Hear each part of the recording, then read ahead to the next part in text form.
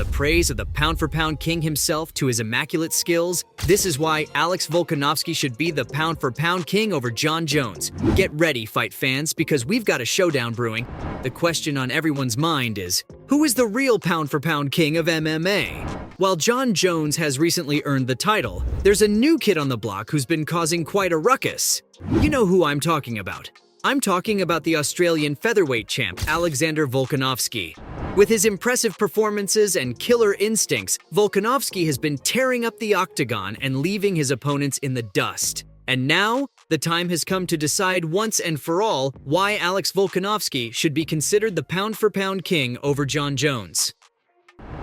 Alexander the Great Volkanovski is not just a fighter, he's arguably one of the best fighters to come from Australia. This Aussie phenom has been tearing up the UFC since his debut in 2016, and he's showing no signs of slowing down. As mentioned, he is the current featherweight champ and has beaten some of the best fighters in the world, including Max Holloway and the Korean Zombie. As of March 7th, 2023, he is ranked number 2 in the UFC men's pound-for-pound rankings. He currently has 25 wins, 2 losses, and 0 draws. He has 12 wins by way of knockout, 3 wins by submission, and 7 first-round finishes. He held an amazing 12-fight win streak. He's a true warrior, and his record speaks for itself. One thing is for sure, he's not done making headlines anytime soon. Let's talk about the man, the myth, and the legend, Johnny Bones Jones. Jon Jones is a name that needs no introduction in the world of MMA. Jon Jones's career journey has been nothing short of remarkable. He made his UFC debut in 2008 and quickly climbed the ranks with his dominant performances. He is a former 2-time UFC light heavyweight champion, holding the title from March 2011 to April 2015, and from December 2018 to August 2020. Jones also held the interim UFC light heavyweight championship in 2016. As of March 7th, 2023, he is ranked number 1 in the UFC men's pound-for-pound rankings. He's definitely a dominant force in the octagon. He currently has 21 wins, 1 loss, and 0 draws. And get this, his only loss was a disqualification from his bout with Matt Hamill at the Ultimate Fighter heavyweight finale back in December 2009. The reason for his disqualification was cited as being down to his illegal elbows, not even a real loss. He holds many UFC records in the light heavyweight division, including the most title defenses, most wins, and longest win streak. Imagine if he didn't get that loss. He would be making history. He has 10 wins by knockout and 7 by submission. Jones has carved out a legendary career for himself, but it's not just his skill and dominance that make him a true icon of the sport, it's also his willingness to recognize and praise his fellow fighters. Jones had this to say at UFC 285. Volkanovski has been very active. I do believe he deserves to be the top fighter in the world, for him and Islam. I think Volkanovski kept that title after a loss. He deserves it. He's refreshing, he speaks well, his country loves him, and he represents the sport well. But Jones has other plans. He continued with, "I'm fighting to be the greatest fighter ever, not to be the best pound for pound right now," Jones said. "We have 2 different motivations, and I think there's room for both of us at the top." That's a wild statement, but with all this talk about pound-for-pound lists, what are they? Imagine this. You're sitting in your living room, munching on some popcorn and cheering for your favorite fighter as they square off against their opponent. As the fight intensifies, you start wondering, who is the best fighter in the world? Is it the champion in your favorite weight class? Or is it someone else who hasn't gotten their chance in the spotlight yet? Well, that's where the pound-for-pound list comes in. This ranking system is like the holy grail of not just MMA, boxing and wrestling too.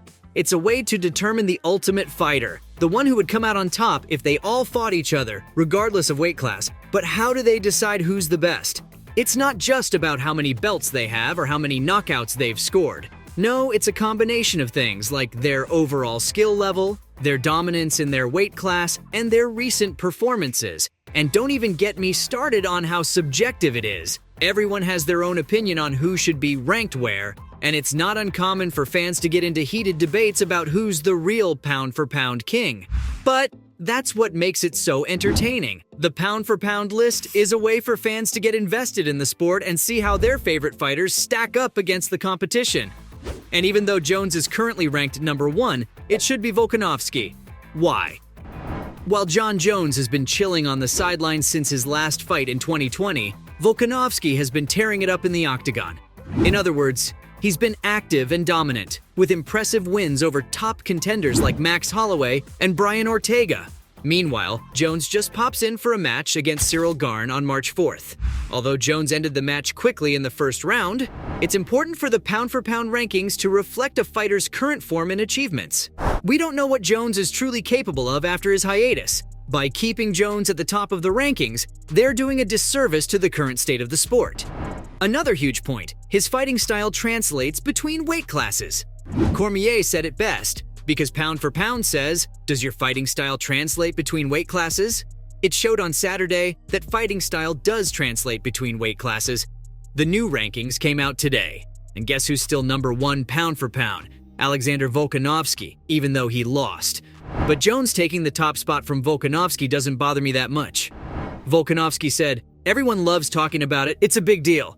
I'll be honest with you, a champion was great, but being pound for pound number 1 was greater, which Jon Jones took from me. He continues with, the body of work that we've done in the last 3 years. Obviously, a lot of people are going to be like, look what Alex has done in the last 3 years.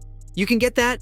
But at the same time, look at what Jon Jones has done as well. Can I really argue that when you look at it, he's going to be one of the greatest of all time? For him to take that is like, damn it, what do you do? Some think the 5th-ranked member Israel Adesanya should be number 1. The Nigerian-born New Zealander has quickly risen to stardom with his impressive striking skills. He has defeated some of the toughest fighters in his weight class and is considered one of the best strikers in the sport. Or what about the 4th spot, Leon Edwards? Edwards is ranked 4 on the pound-for-pound list for a number of reasons. First, he is the current UFC welterweight champion. Second, Edwards has a very impressive record. He is 21, 3 overall. Then we have the man who ended Volkanovski's streak in the 3rd spot. It's none other than Islam Makhachev. The Russian has been dominating the UFC with his impressive record of 24 wins and only 1 loss. With lightning-fast reflexes and unmatched technique, Islam has proven to be a force to be reckoned with in the lightweight division. He is currently the UFC lightweight champion. The debate over who deserves the title of pound-for-pound king in MMA often involves controversy around whether a fighter's past mistakes or controversies should impact their ranking. Some argue that a fighter's personal life should not be a factor, while others believe it reflects their professionalism and role model status. The case of Jon Jones exemplifies this debate as he has had several run-ins with the law. Ultimately, it comes down to personal beliefs and values when determining who deserves the title, as it is all subjective. So, from his immaculate skills to the praise of the pound-for-pound king himself, this was why Alex Volkanovski should be the pound-for-pound king over Jon Jones.